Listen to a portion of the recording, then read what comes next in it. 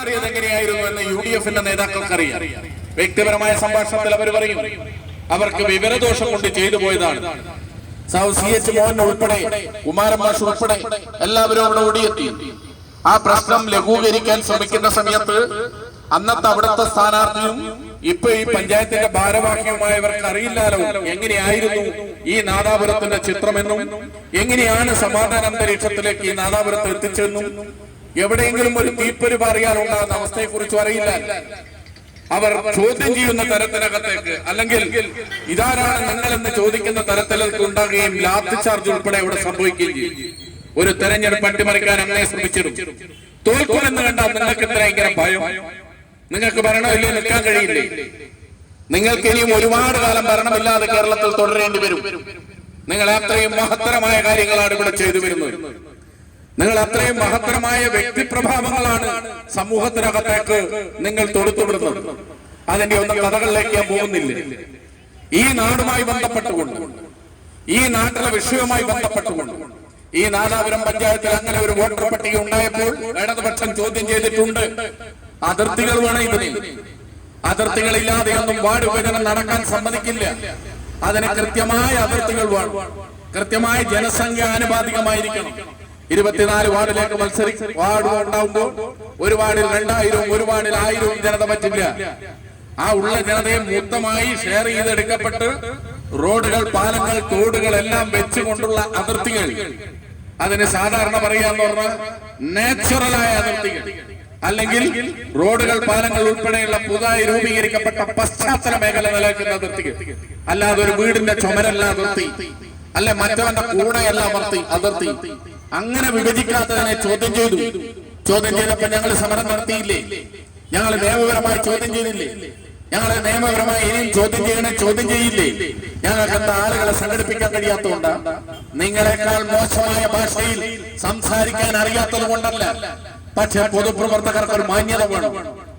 ഇതാ സോഷ്യൽ മീഡിയയിൽ ഇങ്ങനെ പറന്ന് നടക്കുകയല്ലേ, ഡാഷ് ഡാഷ് ഡാഷിന്റെ മോനെ എങ്ങനെയുണ്ട്? എനിക്കത് ഇവിടെ പറയാൻ കഴിയില്ല. വക്കീൽ കോടതിയിൽ വരുന്ന കേസിനെ നിങ്ങൾക്ക് വാദിച്ച് ജയിക്കാം. അത് നിങ്ങളുടെ പ്രൊഫഷൻ. അതിനകത്തേക്ക് നിങ്ങൾ ഏതറ്റത്തിലും വിജയിക്കുന്നതിൽ ഞങ്ങൾക്ക് സന്തോഷമേ ഉള്ളൂ സുഹൃത്ത് എന്നുള്ള നിലക്ക്. പക്ഷെ രാജഭരണം നടത്തി ഈ നാടിനെ അപ്പാടെ എന്റെ വരുതിയിൽ നിർത്താമെന്നും ഞാനാണ് ഇവിടുത്തെ തേരാളിയെന്നും തോന്നുന്നുണ്ടെങ്കിൽ അത് ജനാധിപത്യ പ്രക്രിയക്കകത്ത് ഒരടി മുന്നോട്ട് നിർത്താൻ സമ്മതിക്കില്ല. നിങ്ങൾക്ക് ഒരു തർക്കവും വേണ്ട. എന്താ നാദാപുരത്ത് എന്താ ജയിച്ചു കയറാൻ ഇടതുപക്ഷത്തിന് കഴിയില്ലേ? ജയിച്ചു കാണിച്ചു തരാം. ജയിച്ചു കാണിച്ചു തരുന്ന വേറൊന്നുമല്ല. ഞങ്ങളുണ്ട് ഈ നാട്ടിലെ ജനതയോടൊപ്പം. ഞങ്ങളുണ്ട്. ഞങ്ങൾ മരിച്ച വീട്ടിലുണ്ട്, ഞങ്ങൾ ജനിച്ച വീട്ടിലുണ്ട്, ഞങ്ങൾ കല്യാണ വീട്ടിലുണ്ട്, ഞങ്ങൾ അശരണ കൂടെയുണ്ട്, ഞങ്ങൾ പാലിയേറ്റീവിലുണ്ട്, ഞങ്ങൾ ഈ നാട് വികസനത്തിലുണ്ട്. അതുകൊണ്ട് തന്നെയാണ് ഞങ്ങളെ ജനങ്ങൾ ഇഷ്ടപ്പെടുന്നത്. ഏതറ്റം വരെയും മറ്റൊരു തരത്തിലല്ലാതെ ജനങ്ങൾക്കിടയിൽ നിന്നുകൊണ്ട് പ്രവർത്തിച്ച് ഞങ്ങൾ വിജയിച്ചു കാണിച്ചു തരാം. 8 സീറ്റ് ഞങ്ങളുടെ കയ്യിലുണ്ട്. ഇപ്പം ഇനി ഞങ്ങൾക്ക് നേടിയെടുക്കാൻ ഈ നാടിന്റെ വികസനവുമായി ബന്ധപ്പെട്ട വിഷയങ്ങൾക്കകത്ത് ഞങ്ങളുടെ സർക്കാർ, നമ്മുടെ സർക്കാർ ചെയ്ത ഈ നാടുമായി ബന്ധപ്പെട്ട വികസനം ഞങ്ങൾ കാണിച്ചു തരാൻ പോവാ. എന്താണ് പ്രിയപ്പെട്ടവരെ നിങ്ങൾക്കൊന്ന് എടുത്തു പറയാനുള്ളത്? നിങ്ങൾ പറ. കേരളത്തിലെ തനത് ഫണ്ടിനകത്ത് ഏറ്റവും മുൻപന്തിയിൽ നിൽക്കുന്ന ഒരു പഞ്ചായത്തായത് ഈ പഞ്ചായത്ത് എന്ന് പറഞ്ഞാൽ ഏത് പഞ്ചായത്തും ഒരു മിനി ഗവൺമെന്റ്. നിങ്ങൾ നോക്കി, ഈ റോഡ് 3 കോടി രൂപ അനുവദിച്ചതാ. 1 കോടി അവിടുന്ന് ബൈപ്പാസിന് അനുവദിച്ചു. 4 കോടിയുണ്ട് ഈ കല്ലാച്ചി ടൗണിനകത്ത്. 4 കോടി രൂപയുണ്ട്. ആ 4 കോടി രൂപ പൂർത്തീകരിക്കാൻ വന്നിട്ട് 3ാമത്തെ വർഷത്തിലേക്ക്. ഇതിനുശേഷം ആ വളയത്തെ ടൗണിനകത്തേക്ക് ബഡ്ജറ്റ് പ്രവർഷം മാതിരി വെച്ചത്. ബഡ്ജറ്റിന്റെ ഭാഗമായി വെച്ച ഇത് കഴിഞ്ഞ് 1 കൊല്ലം കഴിഞ്ഞ് പിറ്റത്തെ കൊല്ലമാണ് വളയത്ത് വെച്ചത്. വളയം ഉദ്ഘാടനം ചെയ്യാൻ പോവുക. വളയത്ത് അതുമായി ബന്ധപ്പെട്ട ഉദ്ഘാടനത്തിലുള്ള ഒരുക്കത്തിലേക്ക് പോവുക.